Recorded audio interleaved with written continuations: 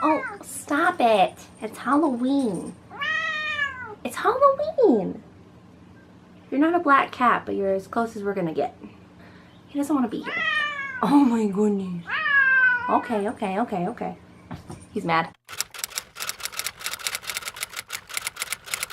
Hey guys, it's Maggie and I'm back. Can you believe it? I'm actually filming a video. This is really shocking. I've been gone a lot. I don't know if I'm gonna do a life update. I don't really have a lot to update on. I've just been busy with school. Today I'm doing the spooky scary Halloween book tag because it is Halloween weekend. I'm so excited. I love Halloween. I'm a big supporter of Halloween. I love Halloween. It's just, you know, I wanted to do a lot of Halloween content this year, but I couldn't because of school. So this is probably gonna be our only Halloween video, and I'm not even in a real like Halloween outfit, but you know, we're just gonna roll with it. I will leave a link to the original tag down in the description as always, and let's just jump back into it. The first question is, what goes bump in the night? Name a book that legitimately scared you while you were reading it. And the book I picked for this one is Miss Peregrine's Home for Peculiar Children by Ransom Riggs.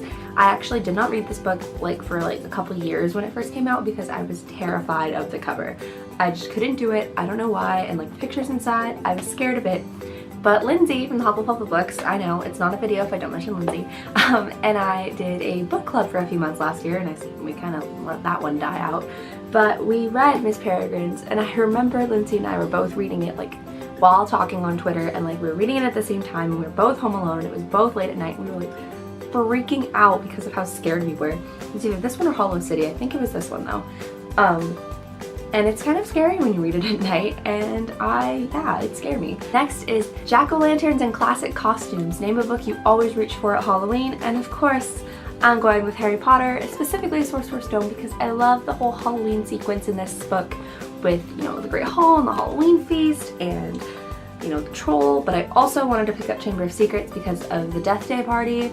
Honestly, J.K. Rowling does Halloween so well in this book, in this entire series, what am I saying? But I just picked up the first book because I had it right next to me anyways. So yeah, Harry Potter. Next is Black Cats and Magic Mirrors, a book that you love with superstition or magical elements, and for this I went with The Raven Boys by Maggie. This book is full of superstition and full of magical elements. I mean, let's not even get into it. It is like urban fantasy to a T.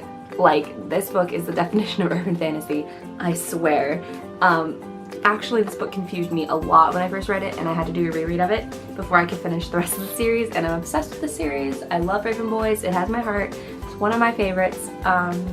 So yeah, Raven Boys. Next is Witch's Brew. Name your favorite witch character from any book or series, and for this, I'm going with our good friend Hermione Granger here. We'll zoom in on her.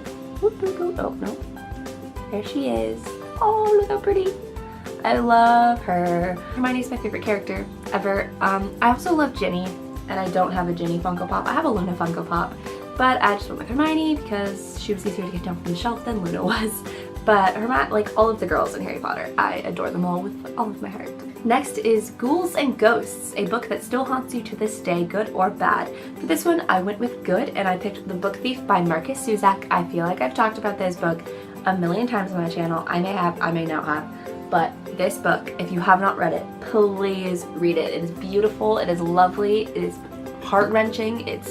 I read it in high school, and it was probably one of the only books in high school that I actually enjoyed, besides Pride and Prejudice senior year, but I hated assigned reading in high school. And Book Thief was the first one that really had my heart, and it still does, and I just can't bring myself to read it again because I'll cry.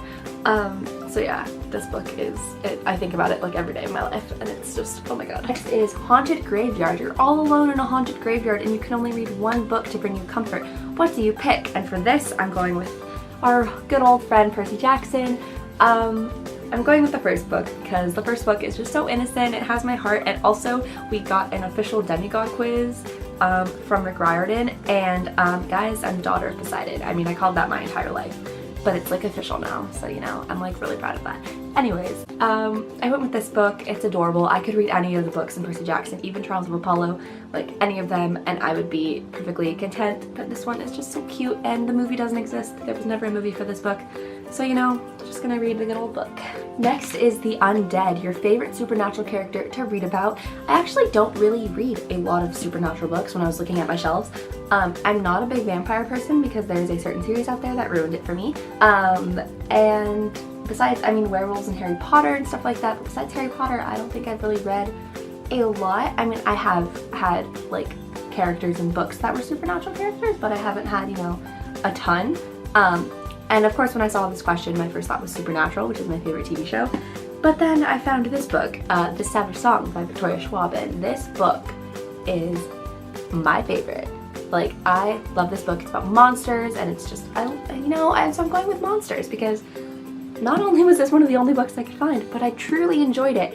And I still have to pick up the second book, which is kind of bothering me because I know it's out there and I don't have it yet, so I need to get on that. Next question is, in the dead of the night, pick a book with a black cover, and for this, I'm going with Heartless by Marissa Meyer, which was also a book that Lindsay and I read for our book club, and I'm going with this one because not only is it gorgeous, and not only is it signed, God bless Barnes & Noble, or maybe I got this one at Target, I don't remember.